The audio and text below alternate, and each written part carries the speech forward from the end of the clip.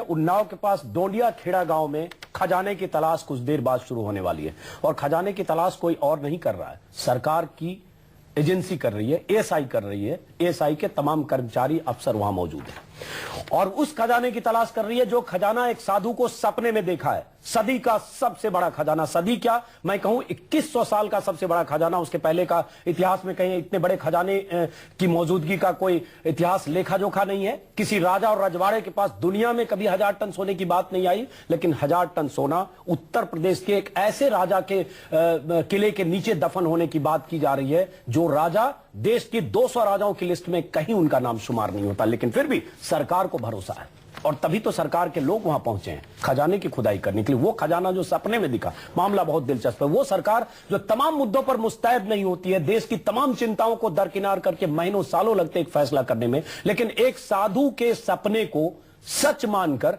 खुदाई करवाने के लिए सरकार तुरंत तैयार होगी और बहुत सारे लोग, अफसर, कर्मचारी और वहां तमाम तरह के औजार से लैस बस खुदाई होने वाली। देखते रहिए, चमत्कार को नमस्कार कहिए। अगर सोना मिला और ना मिले तो मंत्री से भी सवाल पूछा जाना चाहिए, केंद्र सरकार से भी सवाल पूछा जाना चाहिए और उस साधु से भी जिन्होंने सपना देखा और सपने में सोना देखा। हमारे कई संवाददाता वहां मौजूद हैं। जब एएसआई के अफसर मौजूद होंगे, मंत्री को सोना नजर आएगा, साधु को सपने में सोना नजर आएगा और उस सपने की तलाश सरकार करेगी, सोने की तलाश सरकार करेगी। जाहिर है हमारे संवाददाता होंगे देखने के लिए क्या चमत्कार होता है, क्या सरकार को चमत्कार पर भरोसा है। हमारे संवाददाता ने क्या देखा आप पहले देखिए, फिर लगातार हम आपको ले जाते रहेंगे क्योंकि सबसे बड़ा तमाशा, सदी का सबसे बड़ा तमाशा चल रहा है उन्नाव में। खजाने को लेकर लोगों में जो कौतूहल है वो पुलिस की सुरक्षा व्यवस्था पर भारी पड़ रहा है। अगर पुलिस ने सामने के रास्ते से लोगों को आने से मना कर दिया है तो लोग अलग अलग रास्तों से उस खजाने की तरफ, वहां पर क्या हो रहा है ये देखने के लिए पहुंच रहे हैं। और इस वक्त हम किले के ठीक पीछे की तरफ हैं जहां से गंगा नदी बहती है और आपको दिखाएंगे कि ये सामने से एक रास्ता है जिससे लोग यहाँ पर आ रहे हैं, जा रहे हैं। हालांकि वहां तक पहुंच नहीं पा रहे, लेकिन फिर भी एक कोशिश जरूर लोग कर रहे हैं कि किसी तरीके से कोई नजारा देखने को मिल जाए, कोई दृश्य ऐसा देखने को मिल जाए जिससे ये मालूम पड़ सके कि वहां पर दरअसल इस किले के ठीक पीछे जहां पर खुदाई होनी, वहां पर इस वक्त क्या चल रहा है। आप सामने देखेंगे कि ये एक पीछे से जो नदी, बहुत सारे लोग दिख रहे हैं जो आसपास वहां पहुंचने की कोशिश कर रहे हैं और पुलिस ने वहां घेराबंदी कर ली है।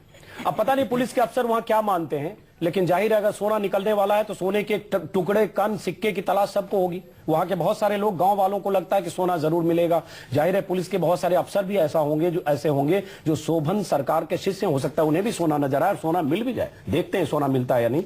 और सबसे बड़ी बात, सोने की तलाश, मैं फिर कह रहा हूं, सरकार सोने की तलाश करा रही है। बहुत दिलचस्प है, हम लगातार इस पर नजर रखेंगे, समझने की कोशिश करेंगे कि साधु के सपने को सरकार ने क्यों सच मान लिया, सरकार के अफसर क्यों पहुंच गए, एएसआई ने क्यों खुदाई करवाने का फैसला किया। बहुत बड़ा सवाल है। और अगर सोना नहीं मिलता है तो जिम्मेदार कौन होगा, यह भी साथ में सवाल होगा। हमारे साथ कुछ मेहमान हैं और स्टूडियो में जयंती दत्ता हैं, डीपी त्रिपाठी जी हैं, प्रोफेसर डीपी त्रिपाठी, इतिहासकार हैं, लखनऊ से हमारे साथ मौजूद हैं।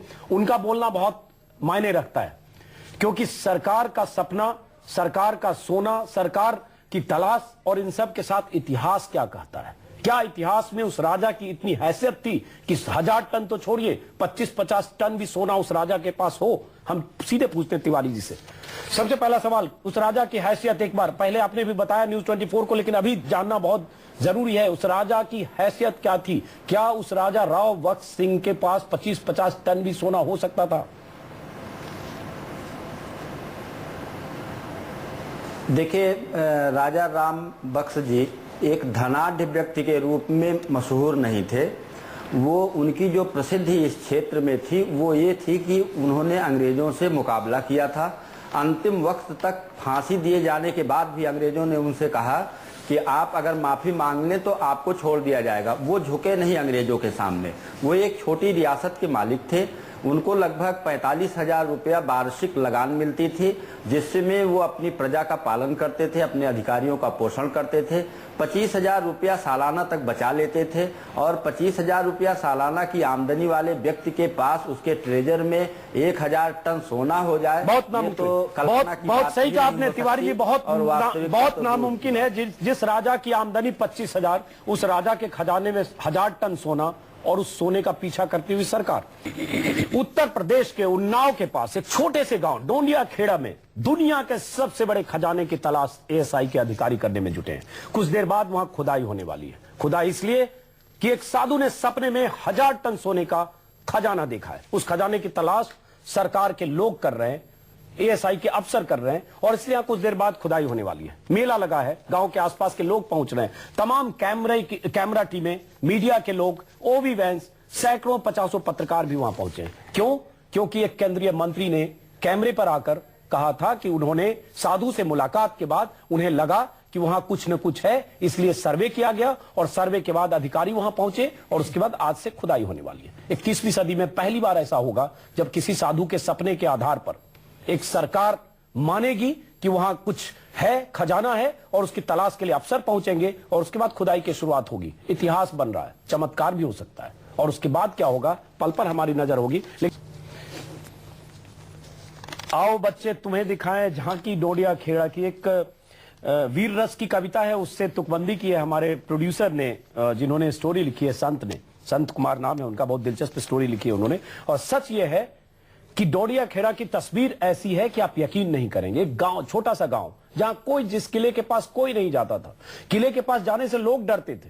लोगों को लगता है कि वहां राजा की आत्मा भटकती है। लोगों को लगता है कहीं न कहीं कुछ खजाना है जिसकी रक्षा राजा की भटकती हुई आत्मा कर रही है। आज उस किले के आसपास हजारों लोग हैं, हमारे जैसे बहुत सारे पत्रकार भी हैं, ओवी वैन भी हैं, कैमरा भी लगा है और खुदाई होने वाली है। दिबांग हमारे साथ हैं, वरिष्ठ पत्रकार हैं। दिबांग, हमने नहीं सोचा था कि हम ऐसा दिन भी आएगा जब ऐसी चीज को कवर करेंगे जो सपने में देखी हुई चीज या सपने में दिखता खजाना, उसकी तलाश में एएसआई के अफसर होंगे और हमारे 25, 50, 200 रिपोर्टर और पत्रकार वहां मौजूद होंगे। दिबांग, कैसे देखते हैं इसको आप? अजीत, आप देखिए कि कुल मिला के स्टोरी है इंटरेस्टिंग। यानी आप 10 लाख केजी सोना कहीं पड़ा हुआ है, किसी को सपना आता है, वो बताते हैं किसी को।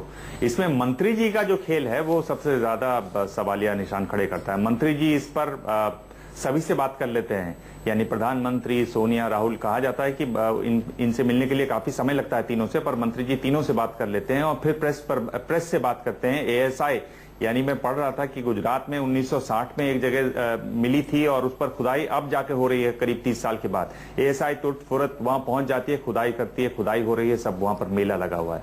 मेरे ख्याल से जो इसमें ज्यादा मजेदार स्टोरी यह है कि किस तरह से वहां मेला लगा हुआ है, कौन लोग वहां पर आते हैं, किस तरह की बातें कर रहे हैं, किस तरह की उम्मीदें हैं लोगों की। और अगर इसको गंभीरता से देखें अजीत, तो सवाल यह है कि क्या ये एएसआई की जमीन है, और अगर एएसआई की जमीन है तो क्या इसको, सोने को इस तरह से बेचा जा सकता है? यानी फिर तो आप कहेंगे कि कल को ताजमहल का टेंडर भी निकल जाएगा, क्योंकि ताजमहल भी काफी अच्छा बिकेगा। और नहीं, बेचा नहीं गया दिवांग, बेचा नहीं गया है। एएसआई के पास भी है, तो एएसआई तो खुदाई कर रही है। और आपने ताजमहल का जिक्र किया तो बहुत दिलचस्प बात बता दूं, फेसबुक पर बहुत तरह के कमेंट्स आ रहे हैं जो हमारे दर्शक हैं। किसी एक दर्शक ने कल लिखा कि मैंने अपने सपने में ताजमहल के नीचे खजाना देखा है। ऐसे भी कमेंट्स आ रहे हैं। अभी एक दर्शक है नीचे मैं देख रहा हूं, उनके कमेंट चल रहे हैं, उन्होंने लिखा मैंने कल सपना देखा कि मैं हरियाणा का मुख्यमंत्री बन गया हूं, प्लीज मुझे बना दो। ऐसे कमेंट्स भी आ रहे हैं दिबांग, बहुत दिलचस्प। लेकिन हम कुंदन के पास चलेंगे, डेस्परेट हैं कुंदन, लगातार वहां 3 दिन से वहां की तस्वीरें दिखा रहे हैं। लेकिन इससे पहले चलते हैं, साध्वी जया भारती हमारे साथ हैं। साध्वी जी, पहले ये बताएं कि एक साधु ने सपना देखा है, साध्वी होने के नाते क्या आप मानती हैं कि उस साधु का सपना सच होगा?